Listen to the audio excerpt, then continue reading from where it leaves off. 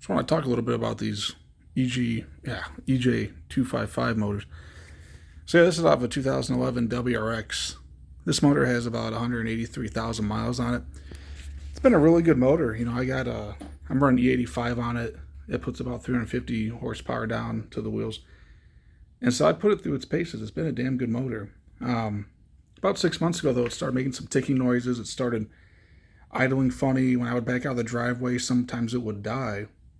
And I thought the noise was coming from the driver's side head. So I went ahead and I thought it had ringland failure. And so I pulled the engine out, did a leak down test on it, and one of the cylinders, it was cylinder 4 actually, the one that people always say the ringland goes bad, right?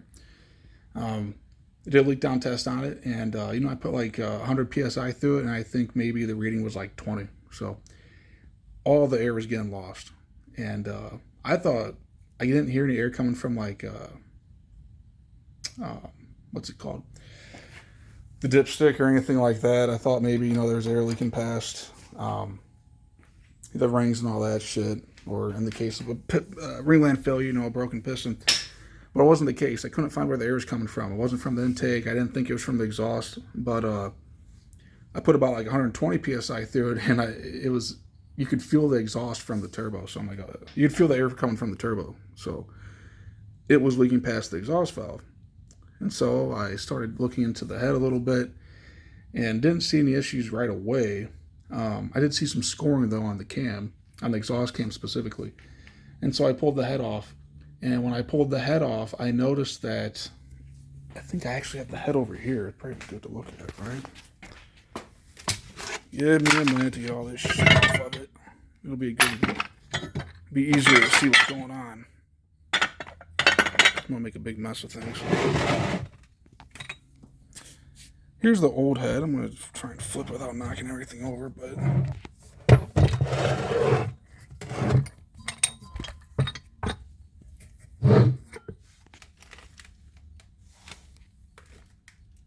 might be hard to tell because I can't even tell right now, but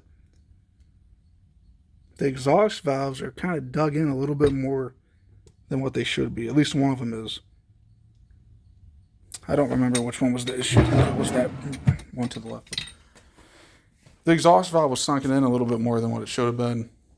And then I checked the clearance on the cam, and there was no clearance for lobe to shim.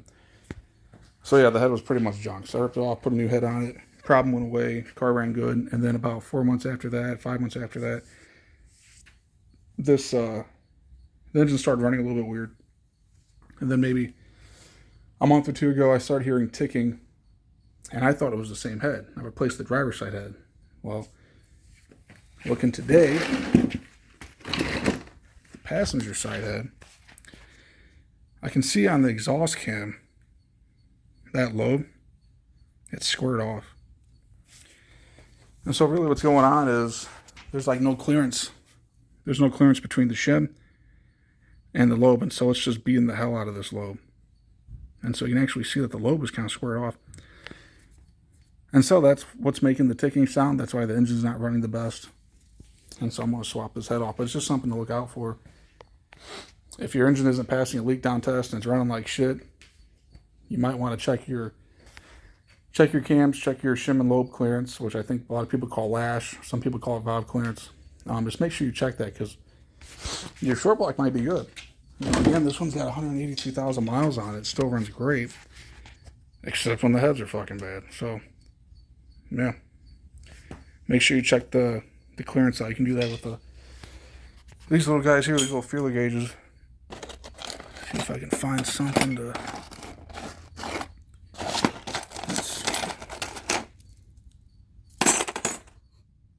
Here's a 3.003. Probably can't see it very well. But if I take this 0.003 and try and stick it in there, look at this shit. That camera's being a piece of shit.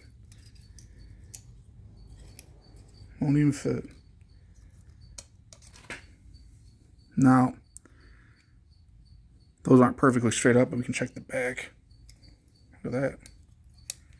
0.003. 0.003 of an inch. No clearance.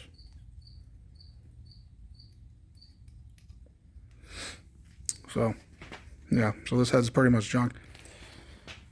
Now, in the case you don't have a fucking spare head like I do, you can just probably take it to machine shop and hopefully they could do something. I'm not sure. But at minimum, if your cam lobes kind of look like this, I don't know if this thing's going to pick it up. But you see that right there? That's kind of like squared off. It's not supposed to be like that. And so, at minimum, you'd have to buy yourself a new cam, probably some new shims. All right? And definitely have to get the head machine and stuff like that. But, yeah, so that's just my experience. It's unfortunate. I probably should have checked the clearance on this one too, but I just assumed, I didn't know this was a problem on these. So I just assumed that I got unlucky. I got the shit into the stick for once, and now I'm paying for not doing that because I had to pull the engine back out and I got to rip all the intake off and all this crap. So anyways, so that's just one thing to check out for. So if you ever have maybe a little bit low compression, the leak down test isn't doing too good, then why don't you go ahead and check your cam lobes out, check for scoring, and check for damage like this, and then also go ahead and take the time to do that, to check that clearance out with one of these little feeler gauges. Make sure that that there's some clearance here between the lobe and the shim. I think the spec for an EJ255, I want to say it's 0.008 for intake, and for exhaust, I want to say it's supposed to be, surprisingly, 0.014, maybe give or take 0.002 or so, either way. But I want to say a lot of people run like 0.010. Now the head I'm going to replace this with is 0.08. Now that's a little tight, but the car it's going in, I mean, it's a decent car, but it's got, again, 183,000 miles. So for me, I just need the car to go like another year. I'm either going to get rid of it or I'm going to build a new engine for it, one of the two, because this short black's getting shot too. You can see how it's just leaking every fucking where. So I'm not too worried about being that tight, but if you, let's say you have like a 100,000 mile WRX or something, I think I'd probably try and shoot to get that clearance maybe to like 0.012 or somewhere around 0.010 or 0.012, or if you can get it to spec 0.014, that'd be great. But yeah, so I think I'll go ahead and end the video, and I'm gonna get back to swapping these heads out, and hopefully that helps you out, gives you a little bit of information on what else it could be besides maybe something catastrophic like the ringland failure. But honestly, I don't know what would be worse, your head's going bad or the damn ringland failure. But yeah, so good luck out there, and I'll talk to you guys later.